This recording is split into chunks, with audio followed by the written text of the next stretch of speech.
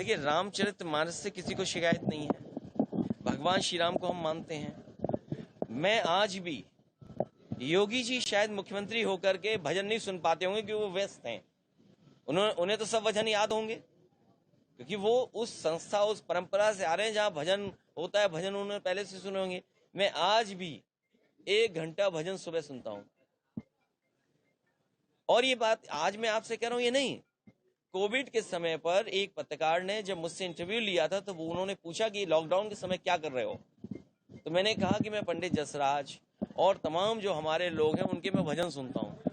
तो रामचरितमानस से शिकायत नहीं। जो गलत है वो गलत है। देखिए, जो गलत है वो गलत है। इसीलिए मैंने कहा कि मैं उन परिभाषाओं को अच्छी तरह परिभाषित नहीं कर सकता। मुख्यमंत्री जी हैं, संविधान की उन्होंने शपथ ली है, और दूसरा वो योगी हैं, तीसरा उस संस्था से, उस पीठ से आते हैं जहां पर वो परंपरा को आगे बढ़ा रहे हैं। तो मैंने यही कहा कि मैं जब तक मुख्यमंत्री जी से ये जान नहीं पाऊंगा शूद्र क्या है, तब तक मैं आप टिप्पणी क्या कर दूं। मुख्यमंत्री जी कम से कम बताएं मुझे, और प्रदेश और देश की जनता को बताएं, और भारतीय जनता पार्टी के लोग बताएं कि शूद्र क्या है। तो शूद्र को लेकर आपकी पार्टी में कई सारे लोग ऐसे हैं जो कह रहे हैं, तो मैं तो कुछ इसीलिए देखिए, अरे भाई किसका नाम लेते हो आप भाई? आप 22 मत, ये बड़ा सवाल है। देखो पत्रकार साथी, ये देश का बड़ा सवाल है। अपने देश की 5000 साल से पहले की समस्या है। कोई एक दिन में समस्या समाधान नहीं होगा। अगर आप महाभारत पढ़ोगे, दानवीर कर्ण के सामने क्या क्या फेस किया था उसने।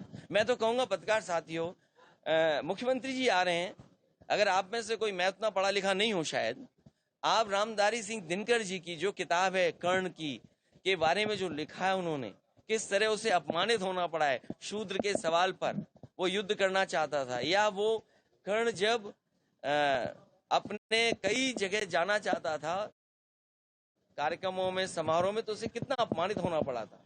तो ये जो परिभाषा है वो मुख्यमंत्री से बेहतर कोई नहीं परिभाषित कर सकता है। और बीजेपी इसमें, क्योंकि वो हैं, एक्सपर्ट हैं, बीजेपी के लोग धर्म के मामले में बहुत एक्सपर्ट हैं, वो साइंटिस्ट हैं, रिलीजन के साइंटिस्ट हैं वो। तो कम से कम ये बताएं कि शूद्र कौन होता है।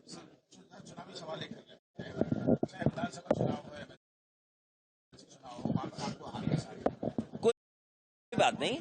देखिए, डेमोक्रेसी में हम अपनी बात कहते हैं।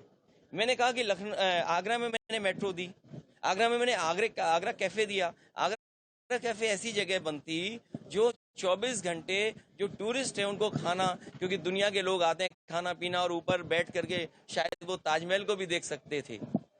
जिस सरकार में एनओसी मिल गई, जिस विभाग ने एनओसी दी, सरकार चली गई, दूसरा विभाग कह रहा है कि एनओसी गलत दी गई थी। इससे ज्यादा धोखा क्या हो सकता है? मैं भी वो देख के आया हूँ बिल्डिंग। मैं कहूंगा कि G20 जो करा रहे हैं, जो फूल पत्तियों से और प्लास्टिक से ढांक रहे हैं अपनी गंदगी, और अपना पीछे का दिख न जाए किसी को, उनसे कहिए कि आगरा कैफे जो बन रहा था वो भी देख के जाए। एक आधुनिक, एक मॉडर्न समय के हिसाब से चीजें बन रही थी, उसको क्यों रोका इन्होंने? और ये जो रिंग रोड है, रिंग रोड वही आधी अधूरी पड़ी हुई है। इस आगरा में जाम लग जाता था, लोग घुस नहीं पाते थे, टूरिस्ट परेशान होते थे, फंस जाते थे। जिस रोड को समाजवादियों ने जितनी बनाई, उससे आगे ये लोग नहीं बढ़ा पाए।